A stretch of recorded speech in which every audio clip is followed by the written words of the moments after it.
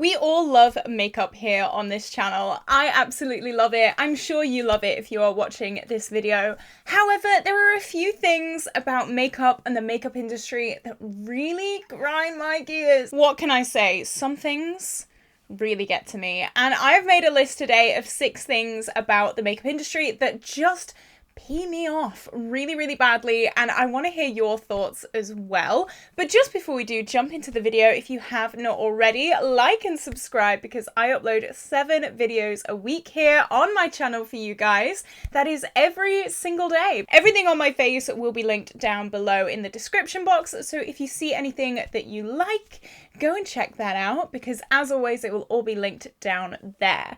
Okay, I'm not going to waste any time. I'm just going to jump straight into it because I'm a bit riled up.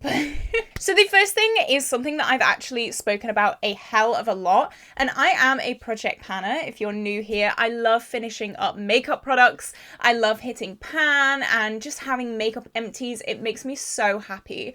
So when the wand or the tube doesn't go all the way down to the bottom of the product, it drives me insane. This is a good representation of something that doesn't do that, and this is the Blossom Spray by Superdrug. So well done, Superdrug, we love you.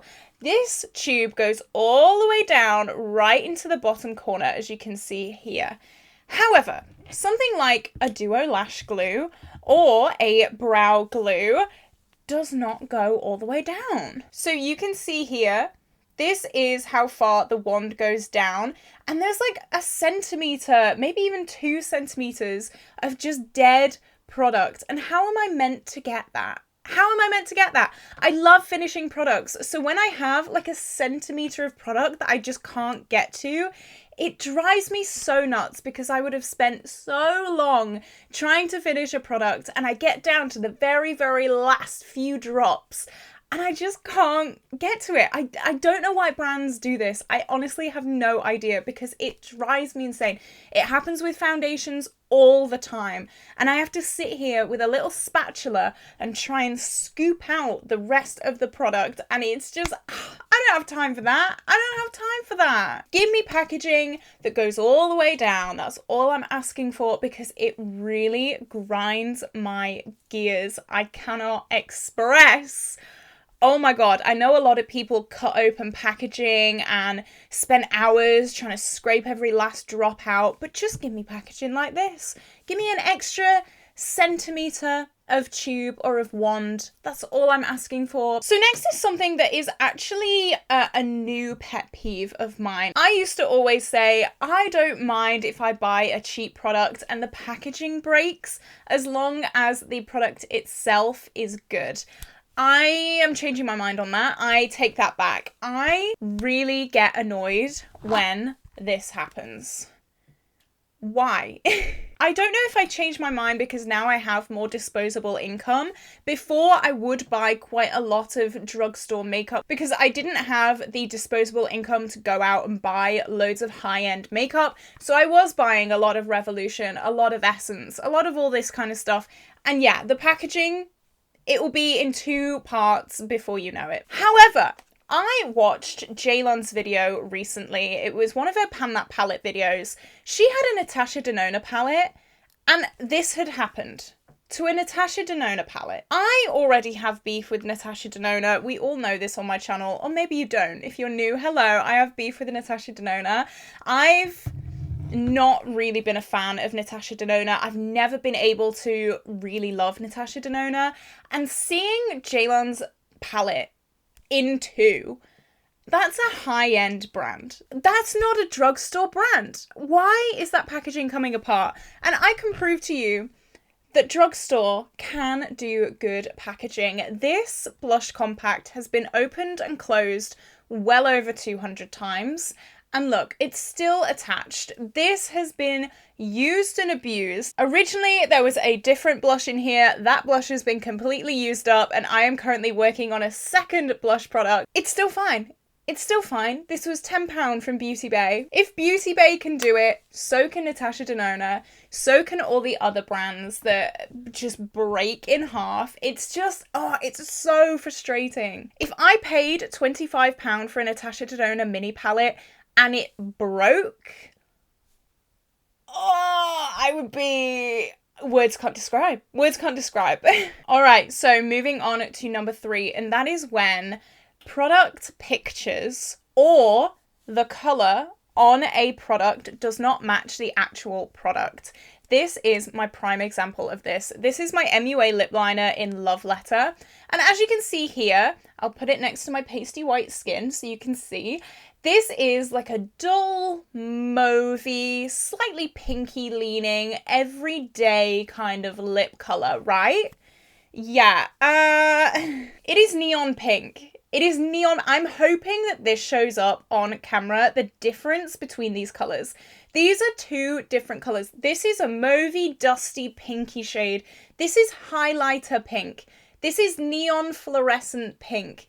I'm not putting this on my lips. This is not my kind of shade at all. This is not. It's the same product. And this drives me insane because the whole point of product pictures and to have a color on the lid is to show you what that color is. I'm sure it doesn't take too much editing to get this pretty much perfect, but it drives me insane when you buy a product, it comes and it's a different color.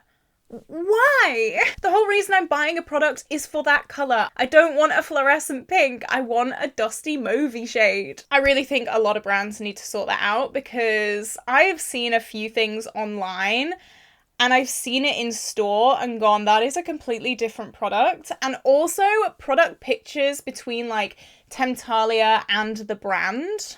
Hello, they are different palettes. I don't understand how 2 pictures of the same product can be so different. It baffles me. We need to have consistency, please. Number 4 is fake swatches. Now, I need to talk about Amy Loves Makeup in this section of the video. She is amazing. If you don't know who she loves reviewing indie brands, and she has a little series on her channel called Instagram versus Reality, and she looks at these brands' posts. It's Natasha Denona. It's a good job I don't want PR from Natasha Denona because they would never work with me because every video, it seems like I'm just dissing on them. Natasha Denona is a massive, massive culprit of this, and she released these swatches of the new-ish Xenon palette. She was swatching them. They were all down the arm, all up to her armpit, all across her chest, like these really long, luxurious, beautiful swatches. And the shades were like so pigmented, so shimmery, so iridescent, so magical. And Amy basically gets the same shades and swatches them just like the brands do on their Instagram, but they look nothing like it. They look absolutely nothing like the swatches. They're sheerer, they're less sparkly, and she has like a torch and she tries to get the lighting right. And it just shows you the swatches on that Instagram post is not what you're getting in real life. And I have no idea why brands, I do know, it's for profit. It's so people go, oh, that's nice. But it's just so disappointing when you then get that product and it swatches how Amy swatches it, the real version, because you're expecting these beautiful, luxurious, indie style, stunning shimmers, and that's not what you get, especially with Natasha Denona. I'm so sorry, Ali, if you're watching this video. Ali gifted me the Natasha Denona Glam palette to shut me up about hating Natasha Denona, and I'm sorry. I'm very grateful, but I just don't get the hype. I don't get, it's nice, fine.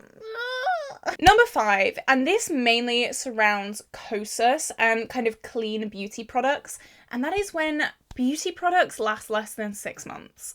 I'm a project planner, like I've said. I rarely finish a product in 6 months, especially a bronzer, and this was the thing going around the internet a few months ago. The Kosas bronzer, it lasted a few months and then apparently it started smelling like chip fat.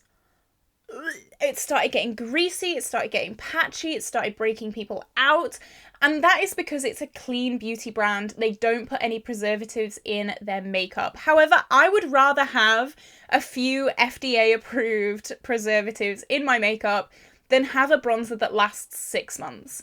I can't finish a bronzer in 6 months. I don't know many people who can finish a brand new bronzer in 6 months. Maybe we could just do it, but oh my god, if you pay for a makeup product and it lasts less than 6 months, baffled. I also know that the Patrick Tar eyeshadows, if you know, you know.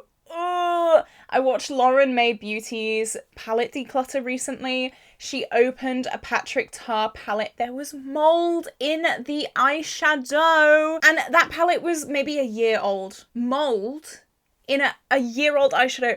Mold. And for a Patrick Tar palette as well, I'm not being funny, but they are expensive. And there is mold in a year. I know that some people have had their palettes less than a year. No words. It makes me feel a bit ill. It really does, because I have palettes that are like a decade old. It's so gross. But maybe not a decade, but you know what I mean. I have palettes that could be going to primary school right now, you know, and the thought of that is disgusting to me. The thought of mold, disgusting. Just put some FDA approved preservatives in there. Save everyone's time, save everyone's eyesight. We're good to go. And finally, this is something that has been quite close to my heart over the past year or so, and that is brands not being cruelty-free. I don't understand why we are still testing products on animals. And I've noticed it's mainly high-end brands, which is crazy to me. It's the brands like Dior tests on animals. It's the brands like MAC. These big established brands, and they're testing on animals. Excuse me? If indie brands can do it, if drugstore brands can do it, I'm sure the big boys like MAC and Dior can also do it. I have seen a few brands get Leaping Bunny approved over the past year, which is amazing. I'm so happy about that.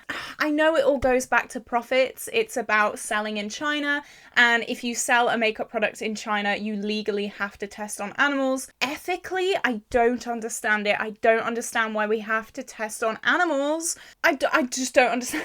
I'm not really holding out hope that China is going to change their ways anytime soon. Is that going to put me on a blacklist? I hope not, but I don't understand why we have to test on animals, and it is such a pet peeve of mine when I can't see a Leaping Bunny approved signal on a makeup product. It baffles me. It really anchors me. But this is it. This is my video today, guys. Let me know, is there anything that you get really annoyed about that I haven't mentioned in this video? I'm sure there are so many that I haven't thought about, and I would love to hear your thoughts down in the comments. If you did enjoy this video, like and subscribe because it would mean the world to me, and I will see you tomorrow for a brand new video. Bye bye!